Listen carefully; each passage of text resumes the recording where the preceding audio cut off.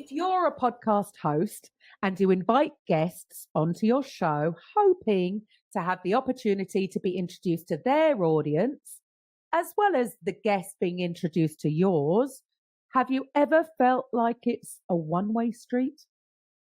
My name is Cam Roberts, the CEO of Podcast Profits Limited. I'm here in the UK and I love everything about podcasting.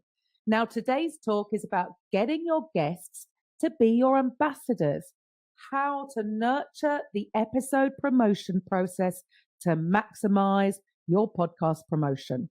I was naive when I first started because I was expecting my guests to promote the episode and then almost feeling resentful if they didn't.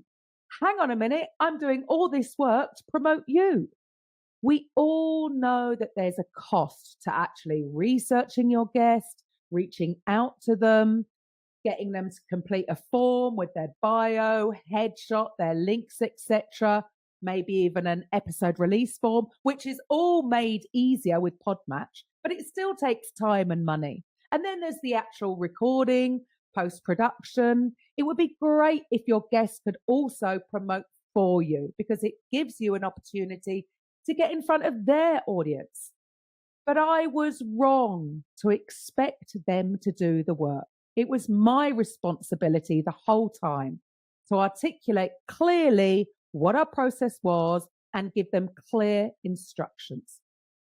Guests are coming on your show to be introduced to your audience. Let's face it, the episode is about them, an opportunity for them to share their story and demonstrate how they help their target audience achieve a specific goal.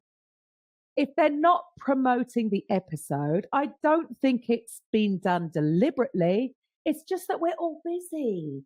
We have our business. Your guest has their business too. And quite often, if you haven't demonstrated what your process is, after the recording, they've forgotten about you until you let them know when the show's aired. If you even do, because I've spoken to many other hosts who also guest on other people's podcasts, and they tell me like it's crazy. I never even heard from them again, which is madness because they would have been willing to share the episode on their social media platforms and email their list.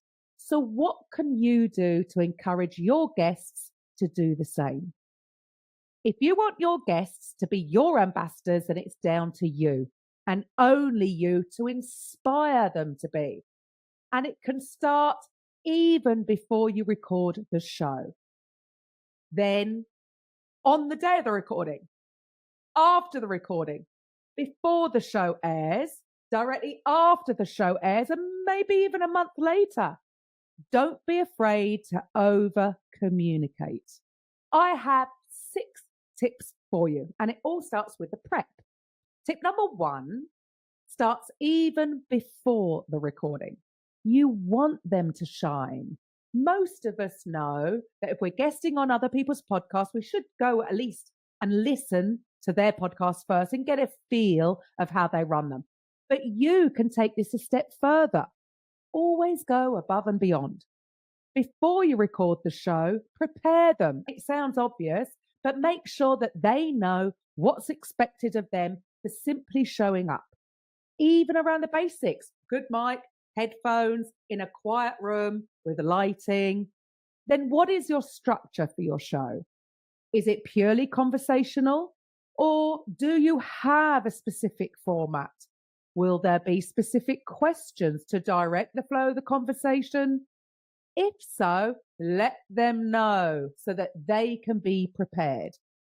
You could prepare a video so that after they book the recording, it will take them to a page which explains clearly what they need to do to prepare for the recording, but also what your process is after the recording, post-production.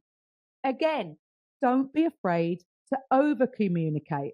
Remind them before the recording by sending another email out, maybe back to that video, and check that they understand. That's tip number 1. Tip number 2 is on the day of the recording. As I said, most hosts do so much work in the beginning and up to the recording. But it mustn't end there. If you can let them know again, either before you hit the record button or straight after the recording of the episode, what your particular process is, and also what social media platforms you will be promoting on, and find out what social media platforms your guest primarily uses. That is really key. And make sure you are connected. Because in the past, I know I've done this. When I've gone to promote the episode, I can't even tag them in the post because we're not even connected. So make sure that you get all this information in advance. Now, also, if you can't set the release date on the day of the recording, make sure that you do so as soon as you know it. And again, don't be afraid to over communicate. If you told them your process before the recording, trust me, after the recording, they think they're done. So send out a reminder email.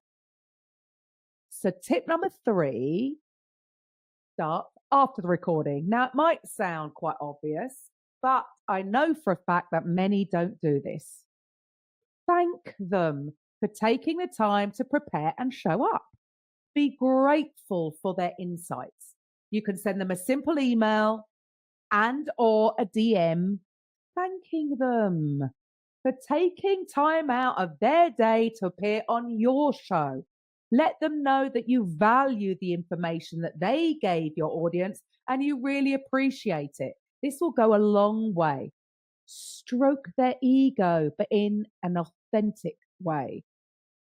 Tip number 4 is all about the assets that you're going to create. Now, I'm sure that you're already creating assets for your episode. I'm sure you already supply them with some images and or snippets from the episode, but go one stage further because your guests are busy with their own business.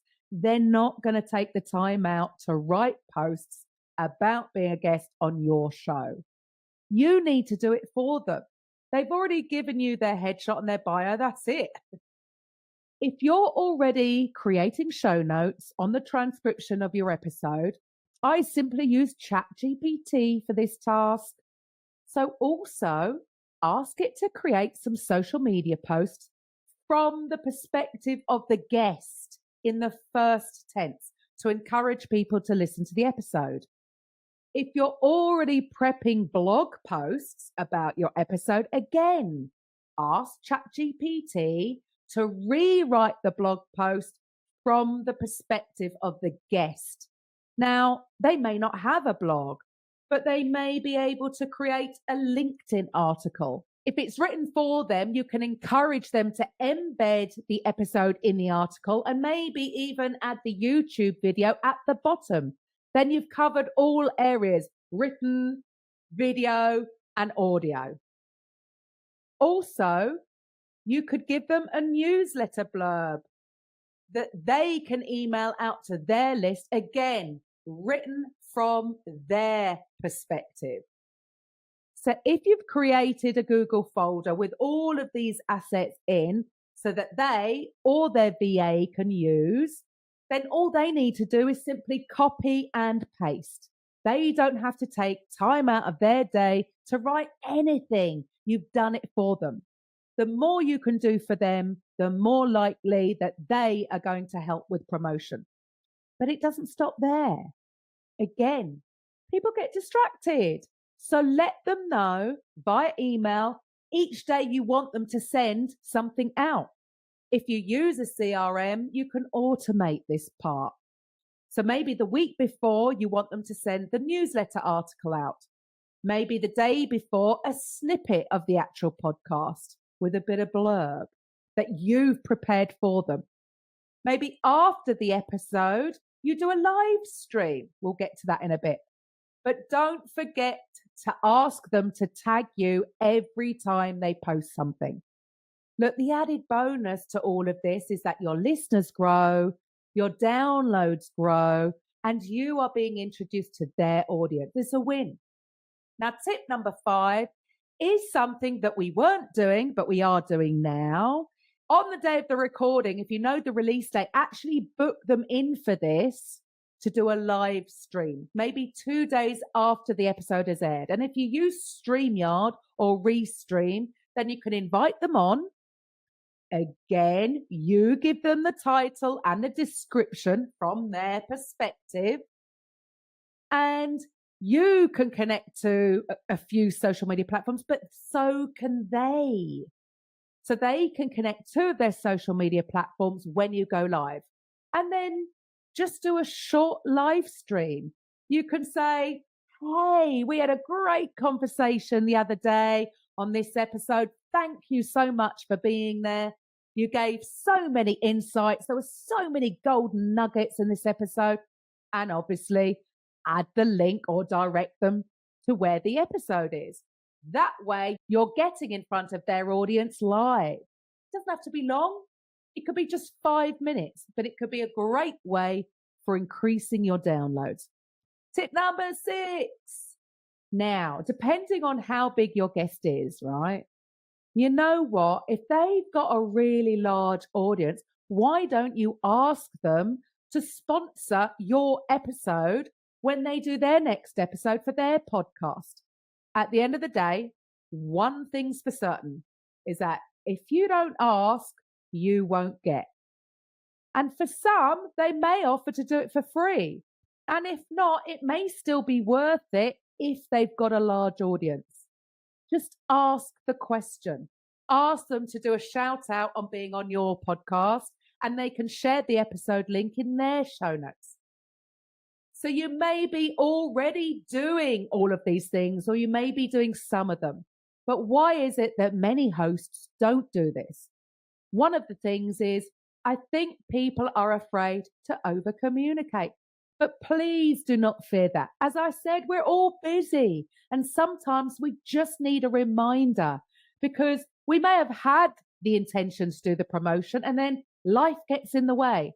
I know for me personally, if a specific task is not booked in my calendar, then it's not going to get done. So don't be afraid to over communicate. Keep in touch, because this isn't just a transaction. You are building relationships. Podcasting is an opportunity to build relationships. So don't be afraid to keep going back to them, letting them know, encouraging them when to post. And when you do a post for the episode, tag them in. Maybe send them a DM and encourage them to repost it. Just hit the reshare button, because again, this is going to go a long way. So what else stops people from doing it? For me, it was always about being organized. Because if you're a host yourself, then you know there's a lot going on into the prep, the run up to the recording, the post-production, and then this other step, the podcast promotion. If you have a checklist of what needs to be done and when, that's going to help you in so many ways. Now, another thing, I suppose, is time. Now, for me, someone who is hyper-focused ADHD, I have specific blocks of time added to my calendar for completing all of these different things. I use the Pomodoro technique when I focus on one task for 25 minutes, then take a break, put some music on, maybe dance around the kitchen or grab a coffee, or even do a micro workout. Maybe just 10 press-ups and some burpees or some sit-ups. Release some energy and then sit back down, set my timer again for another 25 minutes. I have my checklist of what needs to be done and when, and these are unnegotiables in my calendar. So let's have a recap. Step 1 is about prepping your guests in advance of the recording. This can be done via video. Step 2, on the day of the recording, again, let them know your process and make sure that you're connected on all social media platforms. And if you can, book them in for the live stream after the show airs. Tip number 3, show gratitude. Simple yet effective. Step 4, create the assets for them from their perspective. Hand them over in a Google folder, but also remind them when and where you would like them to post and ask them to tag you in. Tip 5, do that live stream after the show airs.